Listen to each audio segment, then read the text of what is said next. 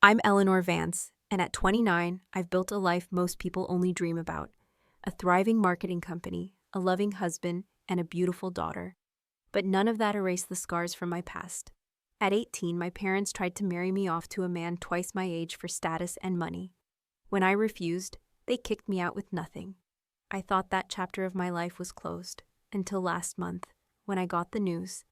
My father had a heart attack, and for the first time in over a decade, I made the decision to go back. Before I tell you what happened when I finally walked back through that door, let me know where you're watching from.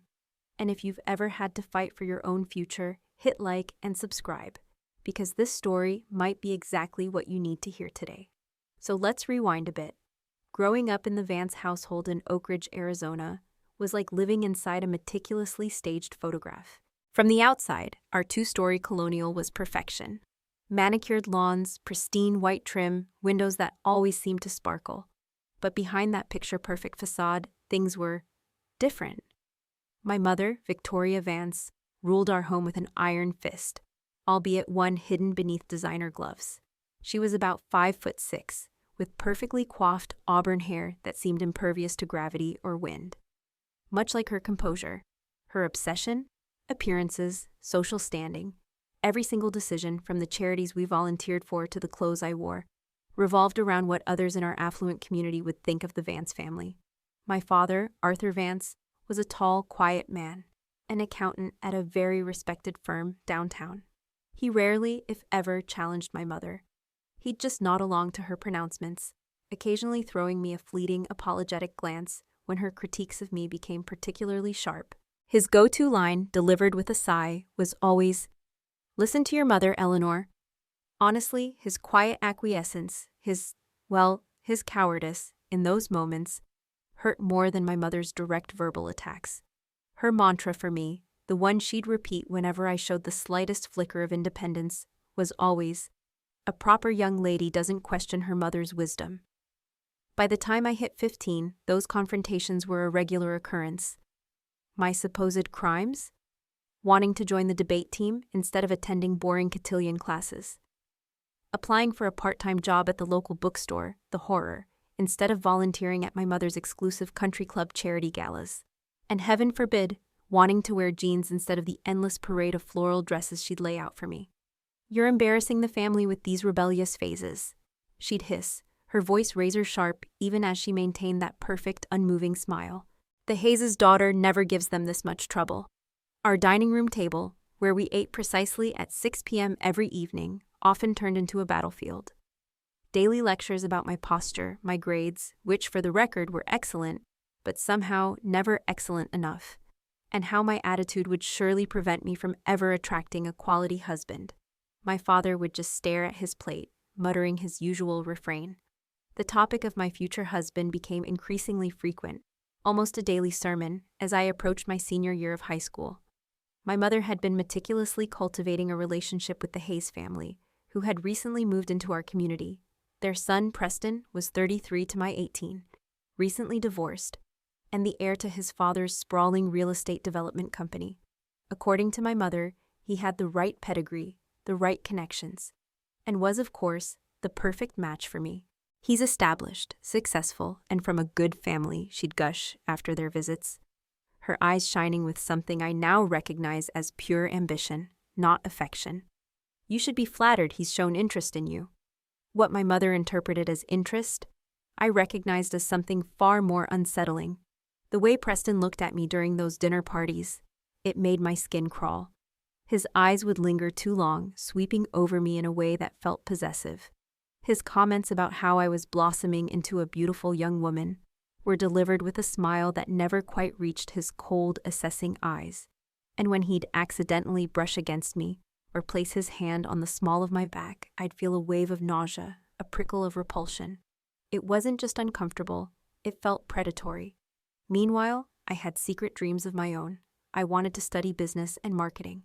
Late at night, long after my parents were asleep, I'd research colleges with strong business programs, schools far, far away from Oak Ridge, Arizona. I kept brochures hidden beneath my mattress, like contraband, treasures promising an escape. When college application season finally arrived, I applied to 7 schools without my parents' knowledge, using every dollar I had saved from babysitting to cover the application fees. It was my secret rebellion, my quiet assertion of a different future. My acceptance letter from the University of Washington, Seattle, arrived on a Tuesday. I remember the date distinctly. The envelope, thin and official, lay on my desk. I hid it immediately in my desk drawer, my heart thumping with a mix of elation and sheer terror. Elation for the possibility, terror for the inevitable confrontation. That same evening, my mother, with a rare display of forced warmth, announced that the Hayes would be joining us for dinner that weekend for a very special occasion. The knowing look she exchanged with my father sent a chill down my spine that had nothing to do with the Arizona evening air. "We have such wonderful news, darling," she cooed, patting my hand in a gesture so uncharacteristic it felt unsettling. "You'll finally understand why I've been so hard on you all these years. Everything I've done has been to prepare you for this moment." As the week progressed, my mother was unusually pleasant. She helped me select an outfit for the dinner, a navy blue silk dress that was elegant but felt like a cage, and even scheduled an appointment for me at her exclusive hair salon. Her sudden saccharine kindness only heightened my anxiety. The acceptance letter burned in my desk drawer, a live coal representing everything I yearned for versus everything that was being meticulously planned for me without my consent.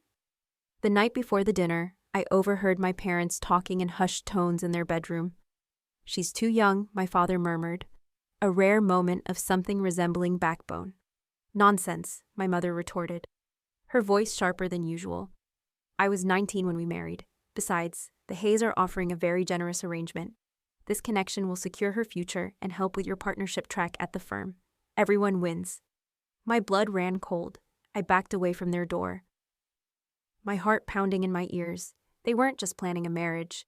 They were negotiating a business transaction. And I was the commodity being sold. That Saturday evening, the dining room gleamed under the chandelier light. Crystal glasses, our finest china, polished silver, every detail meticulously arranged by my mother, who had spent the entire day preparing.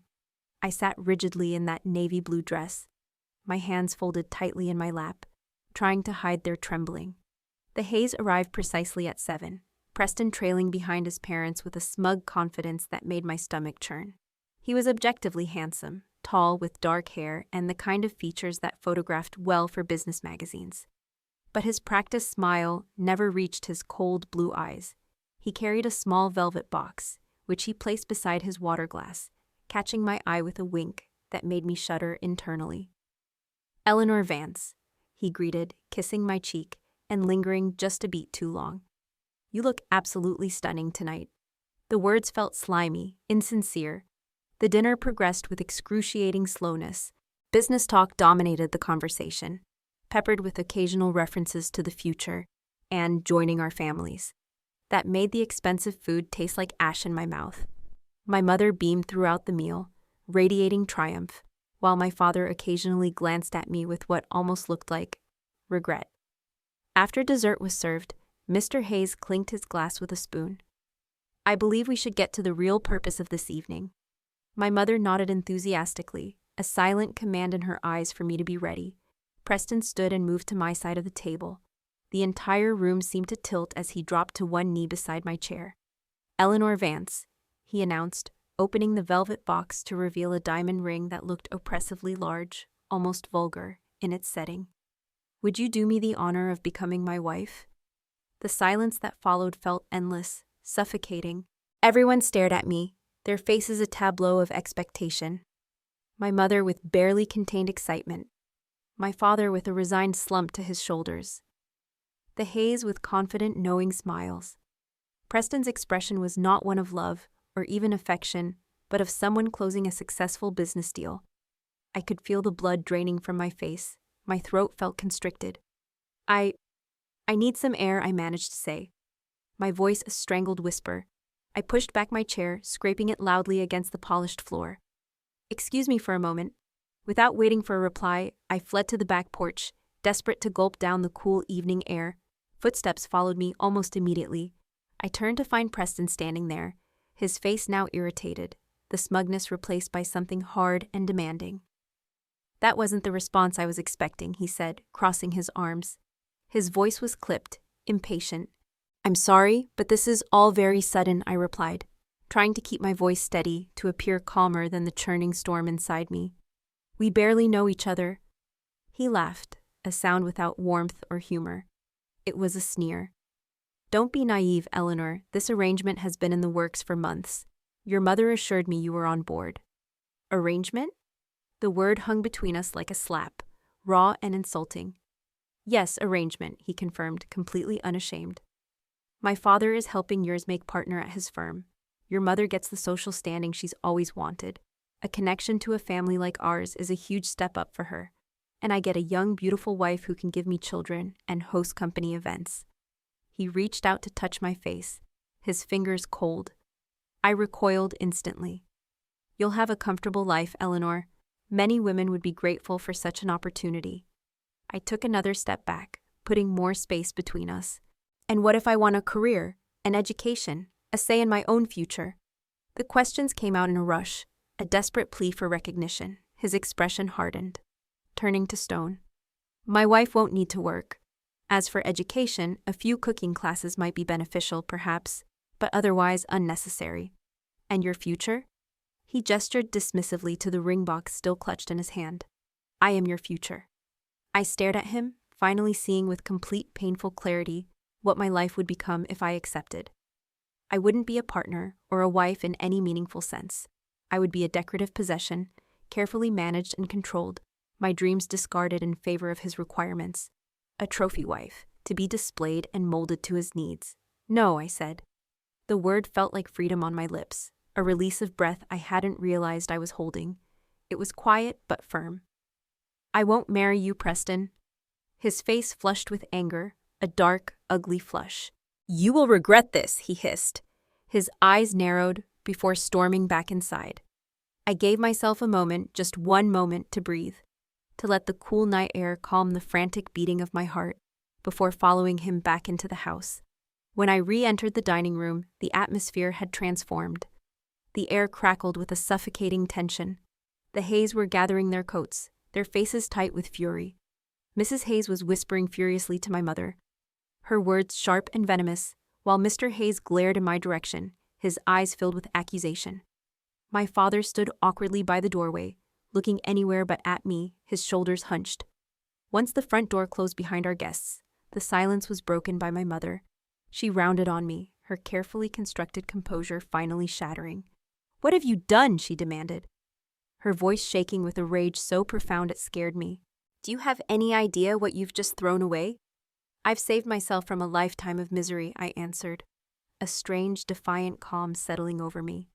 The fear was still there, but it was overshadowed by a fierce sense of self-preservation. "I won't marry a man who sees me as property." "Property?" she scoffed, a sneer twisting her perfect features. "You ungrateful child. Preston Hayes is one of the most eligible bachelors in the state. He would have given you security, status, everything I've worked to prepare you for." "I don't want those things if they come at the cost of my freedom," I shot back, my voice gaining strength. My mother's face contorted with fury, her mask completely gone. Her eyes, usually so controlled, blazed with a raw anger. "This is about those college applications, isn't it?" she practically shouted. "Did you think I wouldn't find them? That I wouldn't see the letter from the University of Washington?" My heart sank. She had been through my things, my private things. "Yes," I said, straightening my spine, meeting her furious gaze. "I want to study business. I want to build my own life." "You're a disgrace," she shrieked, her voice reaching a pitch I'd never heard from her before. "After everything we've done for you, the Hayes will never speak to us again. Your father's career is ruined because of your selfishness." She looked to my father, hoping for support, for him to back her up, but he just stared at the floor, unresponsive, a ghost of a man. "I'm sorry you feel that way," I said quietly, the calm still clinging to me, "but I won't change my mind." The slap came without warning, her palm connected with my cheek with enough force to snap my head to the side. The sting spread across my skin, a hot, throbbing pain, as tears sprang to my eyes, more from the shock and betrayal than the physical hurt. "Get out," she whispered, her voice deadly quiet, devoid of emotion, yet chilling in its finality. "If you're too good for the life we've planned for you, Then you can leave and see how well you do on your own. Victoria, my father finally spoke, his voice weak, barely audible. She's just a teenager. No, my mother cut him off, her gaze fixed on me, cold and unforgiving. She's made her choice. Now she can live with it. I stood frozen, my hand pressed to my burning cheek, the imprint of her fingers already forming. You don't mean that, I whispered, pleading, hoping this was just a terrible nightmare. Pack your things and get out of my house, she replied, turning her back to me, her posture rigid, dismissive.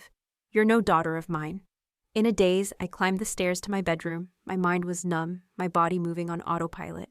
I grabbed my school backpack and filled it with essentials. Some clothes, my toothbrush, the precious acceptance letter from the University of Washington, and the small amount of cash I had saved. When I returned downstairs, my mother was nowhere to be seen. My father stood by the front door, his face ashen, his eyes filled with a helpless despair. Dad, I pleaded, my voice breaking. Please don't let her do this. He reached into his wallet, his hand trembling slightly, and pressed $300 into my hand. It felt heavy, a symbol of his inadequacy.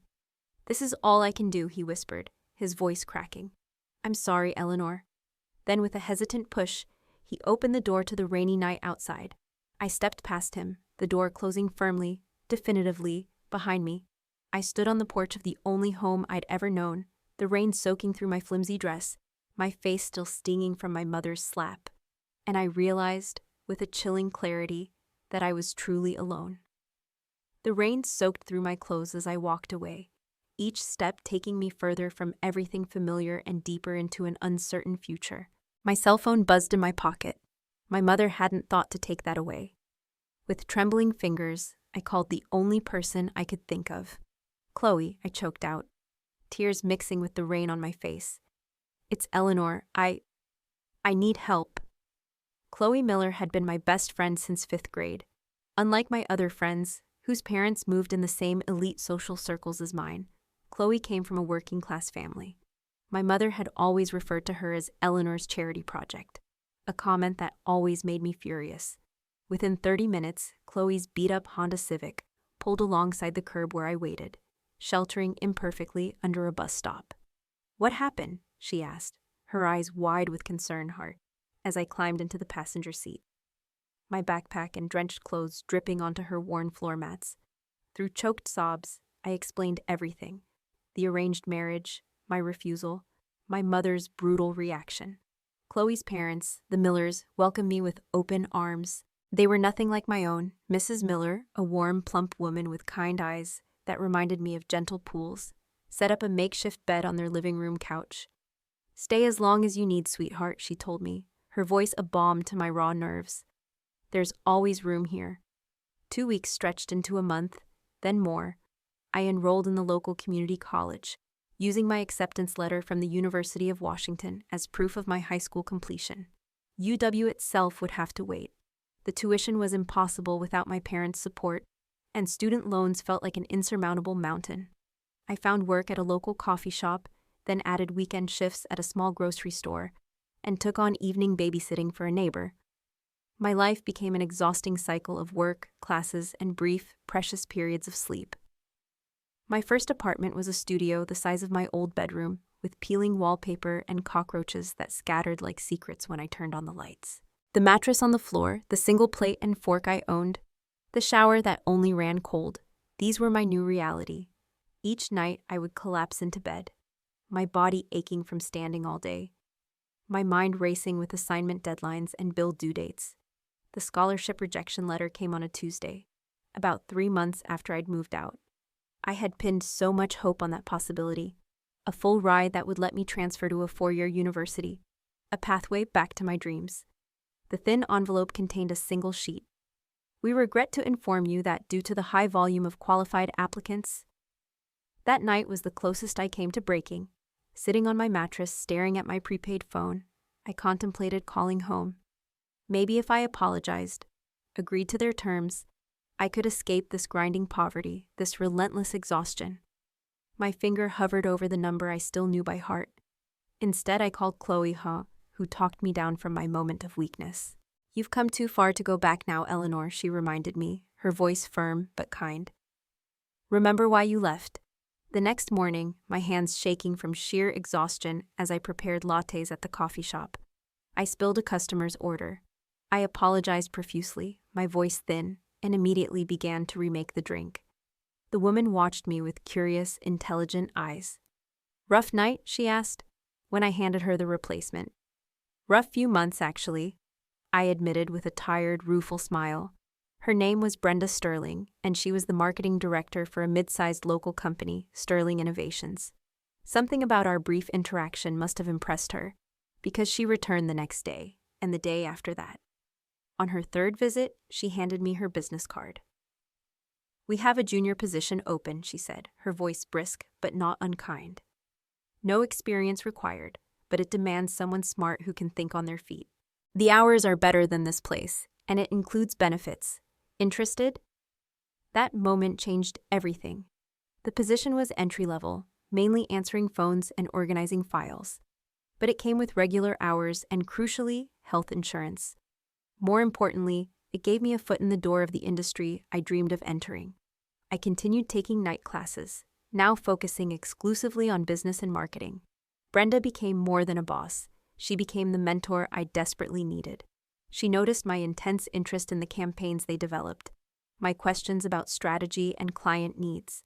About 6 months into the job, when I hesitantly presented her with some ideas for improving their social media approach, she didn't dismiss them. She actually implemented them. You have good instincts, Eleanor, she told me after the campaign showed surprisingly positive results. Keep developing them.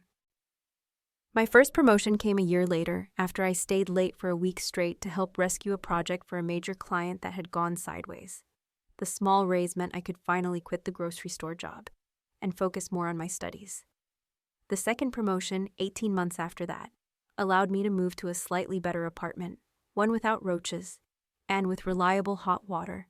There were still moments of crushing doubt, moments when the sheer weight of it all threatened to break me. Like when a pipe burst in my apartment, ruining my textbooks, or when I got sick but couldn't afford to miss work because every hour mattered, or when I would see photos on social media of my high school friends graduating from prestigious universities, looking happy and carefree, while I was still painstakingly piecing together my education, one community college class at a time. But with each challenge I overcame, my confidence grew. The scared 18-year-old who had stood in the rain that night was slowly, painfully transforming into someone stronger, someone who solved her own problems and charted her own course. The memory of my mother's slap and my father's silence still hurt, yes, but it no longer had the power to break me. It had become fuel. 3 years after being thrown out, I completed my associate's degree. Brenda took me to dinner to celebrate, ordering champagne despite my protests that I couldn't afford to split such an expensive bill. My treat, she insisted, her eyes twinkling. Besides, I have an ulterior motive. She proceeded to outline a new position she had created specifically for me, a role that would give me more responsibility and creative input in their campaigns. The salary she mentioned made me choke on my champagne. You've earned this, Eleanor, she said, sliding the official offer letter across the table. And I have a feeling this is just the beginning for you, Eleanor Vance. That night, looking at the offer letter on my small kitchen table, I allowed myself to really believe, for the first time, that I wasn't just surviving anymore. I was building something. The path forward still held challenges, I knew, but for the first time since that rainy night, the future looked bright with possibility, rather than daunting with obstacles. And I had done it all without crawling back to beg forgiveness for the crime of wanting to control my own destiny. Years melted into a blur of countless late nights. After being kicked out, after all the struggles, I finally stood in an auditorium, wearing a cap and gown, waiting to receive my bachelor's degree in business administration. I had completed my 4-year degree while working full-time, transferring my community college credits, and taking night and weekend classes. The path had been longer, yes, far longer than for traditional students, but I had done it debt-free and with real-world experience already on my resume. In the audience, Brenda cheered loudly as I crossed the stage, beaming with pride. My parents' seats, however, remained empty. I hadn't invited them. Some wounds, I told myself, were still too raw, too deep to bridge. 2 weeks after graduation, Brenda called me into her office and closed the door. Her expression was unreadable. "Eleanor," she began, her voice calm, "I've been watching you develop for years now, and I've come to a difficult conclusion." My stomach dropped, assuming the worst, bracing myself for a layoff or a demotion. "You've outgrown us," she continued, and I blinked in surprise. "Your ideas are bigger than what we can implement here. You need to start your own company." I laughed, a slightly hysterical sound, thinking she was joking. "With what capital? My massive savings from my entry-level marketing salary?" She slid a check across the desk. Her personal check, for $50,000. "Consider this seed money," she said when I tried to refuse, pushing it back. "Not a gift, Eleanor, but an investment. I want 15% equity in whatever you build." With shaking hands, I accepted both the check and the immense challenge. I rented a tiny office space, barely more than a closet, in a bustling part of Los Angeles, and registered Vance Marketing Solutions as an official business. My focus would be helping small businesses develop digital marketing strategies, an area traditional agencies often neglected due to smaller budgets. The first 6 months were terrifying. I took on any client I could find, working 18-hour days, handling everything from strategy to implementation to bookkeeping. 2 clients canceled their contracts within a month of each other, nearly sinking me before I'd even properly begun. I learned painful lessons about contracts, cash flow, and setting proper expectations. The turning point came when I developed a social media campaign for a struggling local craft brewery. Their foot traffic increased by 300% in 1 month. The owner, absolutely thrilled with the results, referred me to other small business owners. Word spread, and suddenly, I had more potential clients than I could handle alone. I hired my first employee, a recent graduate named Lisa, who reminded me so much of myself a few years earlier: hungry, smart, eager. Then a second, a third. By the end of my second year in business, Vance Marketing Solutions occupied a real office with 8 employees, and I had repaid Brenda's initial investment, while she happily retained her equity stake. It was during a pitch meeting for what would be our largest client yet that I met Daniel Thorne. He owned a chain of sustainable home goods stores, Thorne Eco Living, and was looking to expand nationally. Unlike most potential clients, who focus solely on metrics and return on investment during initial meetings, Daniel asked thoughtful questions about my business philosophy and long-term vision. "I like how you think, Eleanor," he said at the end of my presentation. "You understand that marketing isn't just about selling products. It's about building relationships with customers who share your values." We won the contract, and over the next few months, I worked closely with Daniel to develop his brand's expansion strategy. Our professional relationship gradually evolved as we discovered shared interests beyond business: a love of obscure documentaries, a passion for hiking trails, and passionate debates about everything from environmental policy to the best way to make pizza dough from scratch. On our third dinner meeting that had nothing to do with business, Daniel asked if he could kiss me. The fact that he asked permission rather than assuming, that small gesture of respect for my boundaries, told me everything I needed to know about his character. Our relationship progressed with the same thoughtfulness. Daniel celebrated my ambition rather than feeling threatened by it. When my company secured its first $1 million client, he surprised me with champagne and took me skydiving, something I'd mentioned wanting to try someday when I had time. "Life's too short to keep putting off the things that scare and excite you," he said, as we plummeted through the air, his hand gripping mine. 2 years into our relationship, I discovered I was pregnant. The timing wasn't planned. My company was in the middle of opening a second office in Chicago, and Daniel was negotiating to take his business national. The pregnancy test in my hand represented another unplanned detour in my carefully constructed life. "What are you thinking?" Daniel asked when I showed him the test, his voice gentle and calm. "I'm thinking about my mother," I admitted, tears pricking my eyes. How she had such specific plans for me, and how angry she was when I chose a different path. I don't want to be that kind of parent. He wrapped his arms around me, pulling me close. "We'll figure this out together," he murmured, kissing the top of my head. "Whatever you decide, I'm with you. Unconditionally." His unconditional support made the decision clear. 9 months later, our daughter Lily came into the world. 5 pounds, 6 ounces of pure determination, with her father's beautiful green eyes, and what the nurses called a very opinionated cry. Holding her in that quiet hospital room, I made a silent promise that she would always know her voice mattered, her choices were her own, and that love didn't come with conditions. Balancing motherhood with running a growing company presented challenges I hadn't anticipated. I brought Lily to the office in the early months, converting a storage room into a makeshift nursery. My employees, now numbering 25 across 2 offices, adjusted to strategy meetings occasionally interrupted by a baby's cries. Daniel, ever supportive, took on more flexible hours with his business to share parenting responsibilities equally. When Lily was 2, Daniel proposed during a normal Tuesday evening at home, after we'd put her to bed and were washing dishes side by side. "I don't need a big wedding or a diamond ring," he said, presenting a simple, elegant band. "I just want us to be a family, officially." We married in a small ceremony with only our closest friends. Brenda was my matron of honor, and Chloe flew in from Seattle, where she now worked as a nurse. Lily, then a toddler, toddled down the aisle, dropping flower petals, occasionally stopping to eat them. Standing beside Daniel as we exchanged vows, I reflected on how different this marriage was from the one my mother had tried to force upon me. This union was built on mutual respect, shared values, and genuine love, everything the arrangement with Preston had lacked. By Lily's 5th birthday, Vance Marketing Solutions had grown to 3 offices nationwide, with over 70 employees. We'd been featured in Business Insider as one of the fastest-growing women-led companies in the country. The purchase of the company jet, a small used Cessna Citation, was a practical business decision given how often I traveled between offices. But it also represented a milestone I could never have imagined when I stood in the rain with only a backpack of belongings. Through all this growth and change, I had maintained my vow of no contact with my parents. I occasionally heard updates through mutual acquaintances.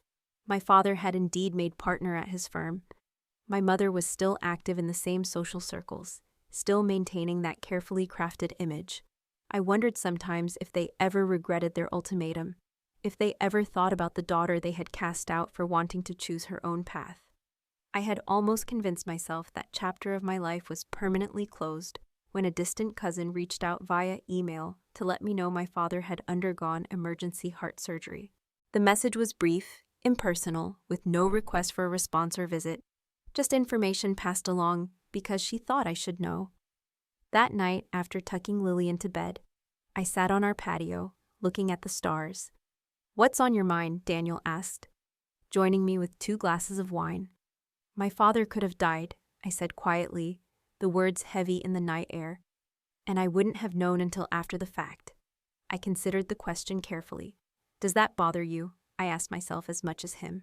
"Yes, not because I'm ready to forgive them, but because there's an emphasized hole in their lives they don't even know about, and maybe an unresolved wound in mine I've been ignoring." The next morning, I made 2 swift decisions. First, Vance Marketing Solutions would open its next office in my hometown, Oak Ridge, Arizona, creating jobs and establishing my professional presence there.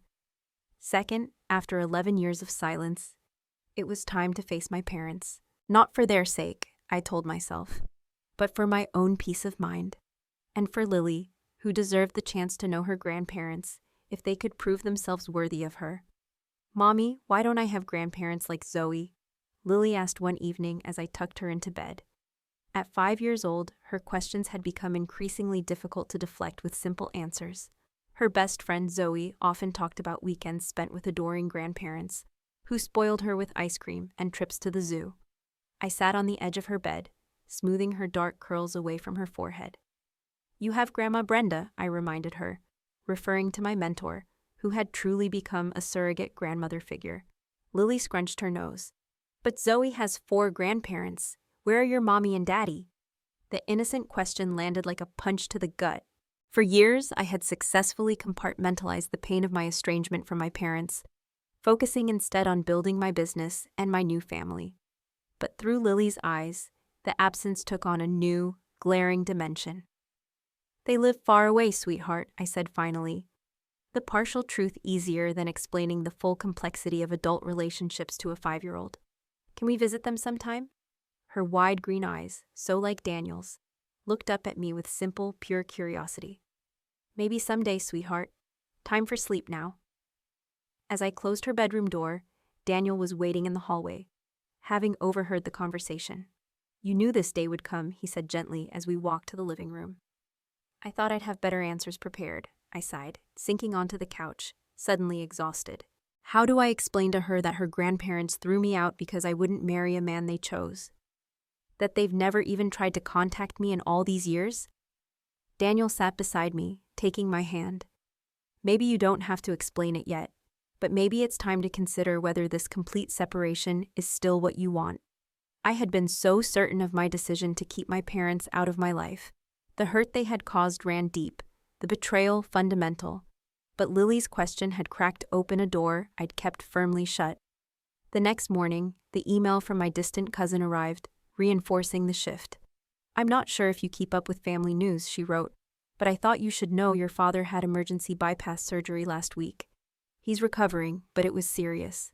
Just thought you'd want to know." I stared at the screen, a complex mixture of emotions washing over me. The father who had stood silently by while my mother threw me out had nearly died. And I wouldn't have known if not for this casual email. Despite everything, the news affected me more deeply than I expected. Later that week, during a strategic planning meeting for Vance Marketing Solutions expansion, our head of operations presented several potential locations for our next office. "The analytics suggest either Denver or returning to your roots in Oak Ridge, Arizona," she concluded, clicking through slides. The Arizona location actually shows slightly better numbers due to lower operating costs and an untapped market for our services. The synchronicity felt too significant to ignore. Our business was ready to expand. Lily was asking about her grandparents, and now news of my father's health crisis, all pointing toward a return to the place I had fled 11 years ago. That evening, I researched my parents online, something I had deliberately avoided doing for years. My father's accounting firm had a professional photo of him on their website. He looked older, grayer, with deep lines around his eyes I didn't remember. My mother appeared in local news coverage of charity events, still impeccably dressed, still the picture of social propriety. Their house, my childhood home, looked the same, at least from the Google Street View image I found. More surprising was what I discovered about Preston Hayes, the man I was supposed to marry. A local news article from 5 years ago detailed his arrest for domestic violence against his wife. The charges were later reduced in a plea deal, but the incident had apparently cost him his position at his father's company. I felt a chill reading the article, a cold dread thinking of how close I had come to that fate. "I've made a decision," I told Daniel that night. "We're going to open the Oak Ridge office, and I'm going to oversee the launch personally. I think it's time Lily met her grandparents." Daniel studied my face, his green eyes searching mine. "Are you sure you're ready for that, Eleanor?" "No," I admitted, a soft exhale. "But I'm not doing it just for me. I'm doing it for Lily. And maybe, just maybe, a little bit for the 18-year-old girl who deserved better than what she got." Over the next month, we prepared for the trip. I deliberately didn't announce our arrival to my parents. I wanted the element of surprise. I needed to see their genuine reaction when I appeared on their doorstep after 11 years.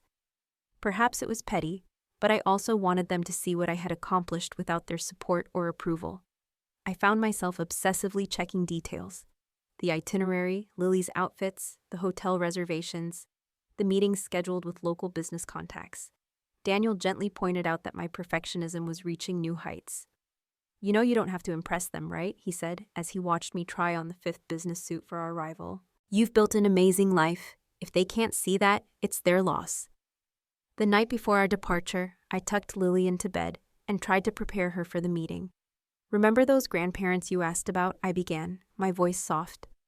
"We're going to visit them tomorrow." Her eyes widened with excitement. "Really? Will they have cookies like Grandma Brenda?" I smiled at her simple expectations. "I don't know, sweetheart. I haven't seen them in a very long time." "Why not?" Her directness, as always, cut straight to the heart of the matter. "Sometimes grown-ups disagree about important things, and they need time apart to figure things out," I explained, simplifying the painful truth. She considered this with the seriousness only a 5-year-old can muster. "Are you scared to see them?" Her perception startled me. "A little bit," I admitted. She nodded sagely. "That's okay, Mommy. I hold your hand when I'm scared."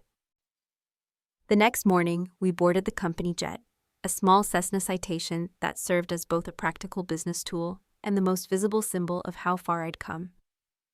Lily was beside herself with excitement about flying on our very own airplane, while I tried to quiet the nervous flutter in my stomach. As we approached the small regional airport nearest my hometown, I gazed out the window at the familiar landscape, the rolling hills, the patchwork of farms and suburbs, the river winding through it all. It looked exactly the same, yet I was returning a completely different person than the one who had left. "We're beginning our descent," the pilot announced over the intercom. "Welcome to Oak Ridge, Miss Vance." I took a deep breath and squeezed Lily's small hand in mine. "Here we go," I whispered, as much to myself as to her. The rental car company had a sleek black Audi waiting for us at the small regional airport, a far cry from the bus I had taken the last time I left this town. Lily bounced excitedly in her car seat as we drove through familiar streets that felt both unchanged and strangely smaller than I remembered. Daniel sat beside me, occasionally squeezing my hand when he sensed my tension rising. "Are you sure you don't want me to come with you to meet them first?" he asked as we checked into our hotel. I shook my head. "This is something I need to do myself. Besides, Lily will be buffer enough." After settling into our suite and changing Lily into a pretty blue dress that matched her eyes, I stood before the mirror, adjusting my own appearance. The woman who stared back bore little resemblance to the terrified teenager who had fled this town 11 years ago. My hair was styled in a confident bob. My tailored blazer and dress screamed success, and the slight lines around my eyes spoke of both laughter and determination. "Ready, sweetheart?" I asked Lily, who was already by the door, impatient to meet these mysterious grandparents. The drive to my childhood home took exactly 12 minutes, a journey that spanned a lifetime in my mind. As we pulled up to the familiar two-story colonial, I noticed signs of neglect that hadn't been visible in the online photos. The once pristine lawn was patchy, the white trim needed painting, and the flower beds my mother had obsessively maintained looked sparse and overgrown. "Is this where you grew up, Mommy?" Lily asked, pressing her face against the car window. "Yes," I said, "from the time I was born until I was 18. "It's pretty," she declared, with the easy acceptance of childhood. We sat in the car for several minutes while I gathered my courage. Finally, taking a deep breath, I helped Lily out and walked up the familiar path to the front door. The doorbell chime was the same one I remembered, a pretentious Westminster melody my mother had specially installed to impress visitors. The door opened to reveal my father, Arthur. He was noticeably thinner than in his website photo, wearing a cardigan despite the warm weather. His eyes widened in shock, his mouth forming a perfect O of surprise. "Eleanor," he whispered, as though seeing a ghost. "Hello, Dad," I replied, my voice steadier than I felt. His gaze dropped to Lily, who was partially hiding behind my legs while peering curiously at the stranger. "Who's at the door, Arthur?" my mother's voice called from inside, sharp as ever, followed by her appearance in the hallway. Victoria froze mid-step when she saw me, her hand flying to her throat. "I thought it was time for a visit," I said into the thick, tense silence, my gaze sweeping between them. "And for you to meet your granddaughter." At the word granddaughter, my mother's knees seemed to buckle slightly. My father reached out to steady her, an automatic gesture that spoke of long habit. "This is Lily," I continued, gently urging my daughter forward. "Lily, these are your grandparents, Mr. and Mrs. Vance." Lily, suddenly shy, pressed closer to me, but offered a small wave. Would you like to come in?" my father finally managed, stepping back from the doorway. The interior of the house was like stepping into a time capsule. The same formal furniture, the same fussy floral arrangements, the same family photos on the wall, though I noticed my high school graduation portrait was conspicuously absent. Only the thin layer of dust on some surfaces, and the slightly worn upholstery suggested the passage of time. "Can I get you something to drink?" my mother asked automatically, her social hostess training kicking in despite her obvious shock. "Apple juice for Lily would be nice. Water is fine for me," I said, my voice carefully neutral. As my mother disappeared into the kitchen, my father gestured awkwardly toward the living room. Lily immediately gravitated toward a crystal unicorn figurine on the coffee table. "Please don't touch that, sweetheart," I said. "It's very fragile." "Actually," my father said, surprising me, his voice a little shaky, "it's okay. He carefully took down the crystal unicorn and handed it to Lily. This was your mother's favorite when she was little, too. My mother returned with the drinks, her hands visibly shaking as she sat them down. An awkward silence descended as we all sat, the weight of 11 years of absence hanging heavy in the air. Your hair is different, my mother finally said, an inane observation that almost made me laugh.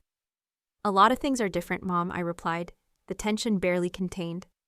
We saw you in Business Insider, my father blurted out, a nervous energy propelling the words. The article about fastest-growing companies led by women. We have a subscription. This revelation caught me off guard. You saw that? We've seen all of them, my mother said quietly, her eyes for once not meeting mine. The feature in Marketing Monthly, the interview on Channel 9 when you opened your Chicago office, the charity gala where you received the Young Entrepreneur Award. My confusion must have shown on my face, because my father stood suddenly. Wait here, he said, disappearing upstairs. While he was gone, Lily, bored with adult conversation, asked my mother, "Do you have any toys?" A flash of pain crossed my mother's face. "No, I'm afraid we don't. We weren't expecting, we didn't know." My father returned carrying a large, worn scrapbook, which he placed on the coffee table between us. I opened it to find newspaper clippings, printed web articles, and photographs. A comprehensive, meticulous collection of every public mention of me or my company over the past decade. My awards, my interviews, even small mentions in industry newsletters. They had been watching, all this time. Your room is exactly as you left it, my father said, as I silently turned the pages, my throat tight with emotion. Victoria wouldn't let anyone touch it. I looked up sharply, my eyes meeting my mother's. My room? Would you like to see it? My mother asked, her voice uncharacteristically uncertain. Leaving Lily happily exploring the crystal figurine collection under my father's watchful eye, I followed my mother upstairs. The door to my bedroom still had the same keep out sign I had taped there at 15. When she opened it, I gasped softly. It was indeed exactly as I had left it. The blue comforter still rumpled from my last morning there, books stacked on the desk, even a half-finished glass of water on the nightstand. It was as though my mother had preserved it like a museum exhibit, a monument to the daughter who had vanished. Why? I asked, turning to her, my voice quiet. She smoothed her hands over her skirt, a nervous gesture I'd never seen from her before. At first, I was so angry I couldn't bear to come in here. Then when the anger faded, it became a reminder of my greatest failure. The admission hung between us, neither of us quite ready to unpack its full complex meaning.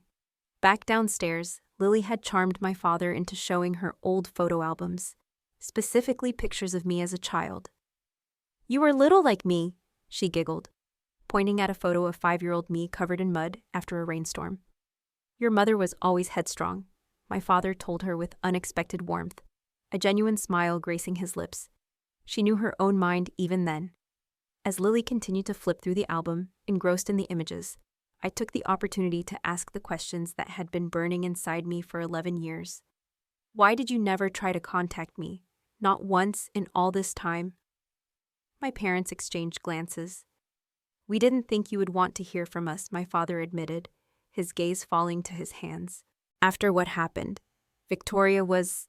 He hesitated, looking at my mother. She was not in a good place for a long time after you left. My mother's perfect posture sagged slightly. I was wrong, she said, the words clearly difficult for her. About Preston, about everything. What do you mean? I pressed, my heart beginning to pound. Did you know he was arrested? My father looked up, surprised. For hitting his wife, yes, he said, his voice grim. I nodded. I saw the news article. When we heard about that, it was like a physical blow, my mother said, her voice barely a whisper, her eyes wide with horror.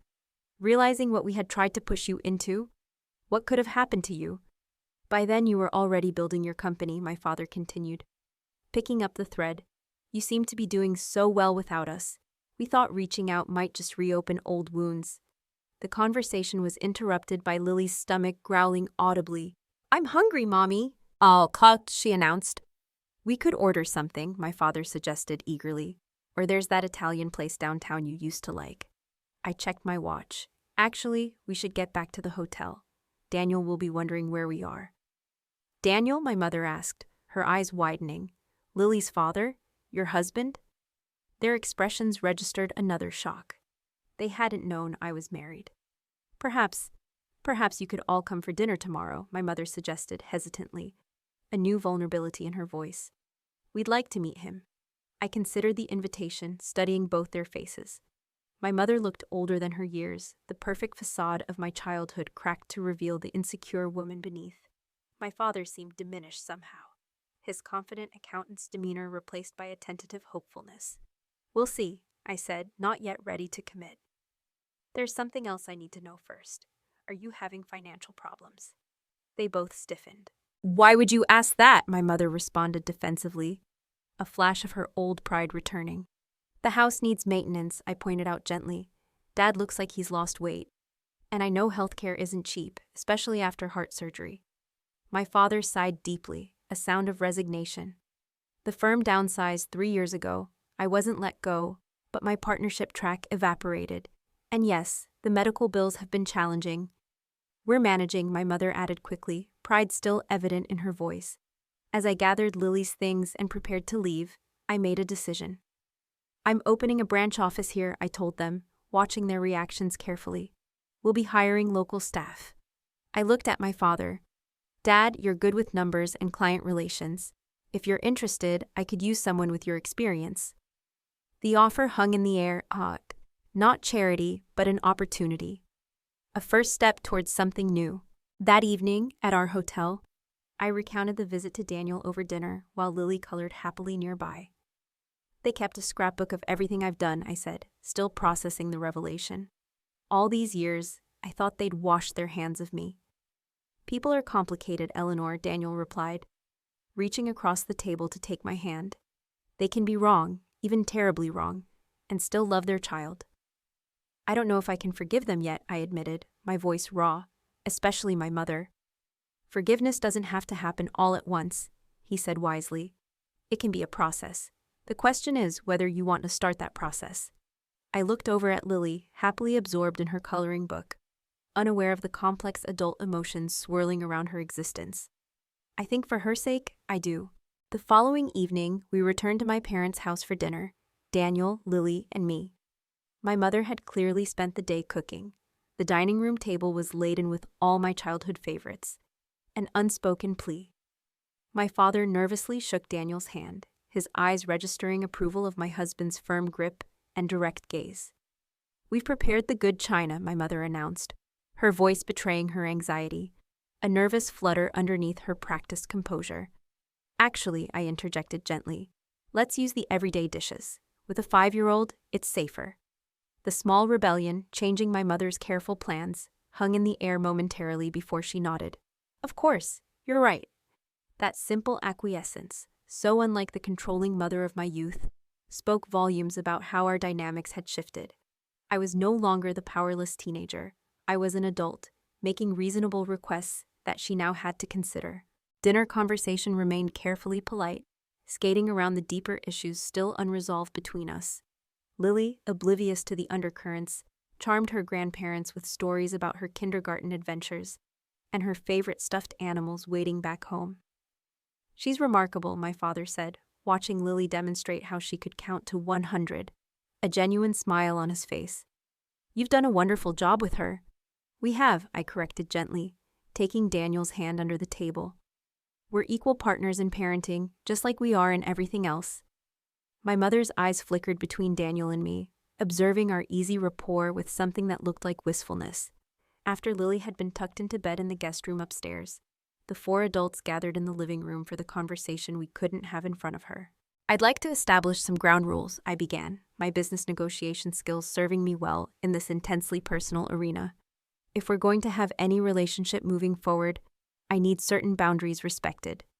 My parents nodded, my father leaning forward attentively, while my mother clasped her hands tightly in her lap. "First," I continued, "Lily is being raised to make her own choices. You will never pressure her about who she should be or what she should do with her life. Her voice matters." "Of course," my father agreed immediately, his eyes sincere. "Second," I said, looking at my mother directly, Daniel and I make decisions about our family as equals. Our marriage is a partnership, not a hierarchy. We support each other and we respect each other's autonomy. My mother's lips thinned slightly, a flicker of the old resistance, but she nodded. Third, I concluded, I'm offering Dad a position at the new office because he's qualified, and we need someone with his skills. It's not charity, and it comes with the same expectations I have for all my employees. He'll be a valued member of my team. I understand, my father said, sitting straighter, a renewed sense of purpose in his posture. And I appreciate the opportunity, Eleanor. I won't disappoint you. The formality of our interaction gradually softened as Daniel shared stories about our life together, carefully highlighting my accomplishments without rubbing my parents' faces in what they had missed. By the end of the evening, we had agreed to regular video calls with Lily and monthly dinners when I was in town overseeing the new office. As we prepared to leave, my father pulled me aside. Eleanor, he began, his voice breaking slightly, tears welling in his eyes. I need to say this. I failed you. When we threw you out, I should have stood up for you. I was a coward, and I've regretted it every day since. The apology I had waited 11 years to hear washed over me, releasing something tight and painful I had carried for too long. Thank you for saying that, Dad, I replied. My own voice unsteady, tears finally falling. My mother's apology came later, and with more difficulty. It was 3 months after our initial reunion, during a tense dinner where she had made several passive-aggressive comments about Lily's undisciplined behavior. I finally confronted her directly. Mom, I said, my voice firm but calm, if this relationship is going to work, you need to acknowledge what happened and take responsibility for your part in it. She stiffened, the old defenses rising. I've already said I was wrong about Preston. That's not enough, I pressed. You threw your 18-year-old daughter out into the night with nowhere to go because she wouldn't follow your life plan. You need to understand how deeply that hurt me, and how it might never fully heal. The silence stretched between us, heavy and suffocating, until Daniel gently took Lily outside to look at the stars, giving us privacy. When my mother finally spoke, her voice was different, stripped of its usual polish and pretense, raw with emotion. I was terrified, she admitted, her perfect facade crumbling completely, her eyes, usually so sharp, filled with tears. I thought I was protecting you from making mistakes, from having the hard life I had before I married your father. I thought I knew best. She looked up, her gaze finally meeting mine, truly meeting mine, for the first time in decades. I was so wrong, Eleanor, and I'm so sorry for the pain I caused you. I truly am. It wasn't a perfect apology, not a flowery speech, but it was genuine, perhaps the first completely honest conversation we had ever had. The months that followed brought gradual, sometimes imperceptible, changes. My father thrived in his new position at Vance Marketing Solutions. His financial expertise and client relationship skills made him a valuable team member, and I knew he found a renewed sense of purpose. My mother surprisingly volunteered to help with Lily when we were in town, slowly learning to respect the parenting boundaries Daniel and I established. I suggested they consider family therapy, and to my astonishment, they agreed. The sessions revealed generational patterns I hadn't known about. My mother's own strict, unloving upbringing, my father's childhood with an alcoholic parent. Understanding the roots of their behavior didn't excuse it, but it helped explain the damaged people behind the polished facade they had presented to the world. 1 year after our reunion, we gathered for Lily's 6th birthday, not at my parents' formal house, but at a local park where Lily could play freely without worrying about breaking precious objects. Watching my daughter show my father how to properly swing across the monkey bars, his suit pants getting dusty as he awkwardly followed her instructions, I felt a bittersweet contentment. Penny for your thoughts, Daniel said, joining me on the bench. I was just thinking about the difference between the family I grew up in and the one we've created, I replied, leaning my head on his shoulder. How cycles can be broken. Later, as we cut the birthday cake, my mother snapped a photo of the 4 of us, Daniel, Lily, my father, and me. Let me take another, she insisted, peering at the camera screen. Eleanor, you weren't smiling properly. I felt the old tension rise at her criticism, the familiar defensiveness. But then she surprised me. Or don't smile if you don't want to, she added, her voice softer. It's your choice. The photo will be beautiful either way. It was a small moment, just a few words, but it represented a massive shift in our relationship. Her recognition of my autonomy, even in something as minor as how I posed for a photograph. That night, after Lily was asleep in the hotel room, I scrolled through the day's photos, pausing on one that captured all 5 of us together. It wasn't a perfect family portrait. Lily was mid-laugh. My father was looking at her instead of the camera. My mother's smile seemed uncertain, and Daniel and I had been caught exchanging a private glance. Yet in its imperfection, it was honest in a way the carefully posed portraits of my childhood never had been. My journey from that rainy night 11 years ago to this moment had been filled with struggles and triumphs, moments of despair and moments of profound joy. Neither my 18-year-old self nor my controlling mother could have imagined the path I would forge. The wounds of the past hadn't completely healed. Perhaps they never would. But they had transformed into something different: wisdom, strength, and the fierce determination to create a better pattern for my own daughter. The true success story wasn't the private jet or the thriving business. It was the freedom I had fought for. The right to chart my own course, make my own mistakes, and build a life based on mutual respect rather than control. It was the knowledge that Lily would grow up understanding her voice mattered, and her choices were her own. And that, my friends, was worth every hardship I had endured along the way. So what would you have done in my situation? Would you have tried to reconnect with family that hurt you, or kept that chapter of your life firmly closed? I'd love to hear your thoughts in the comments below.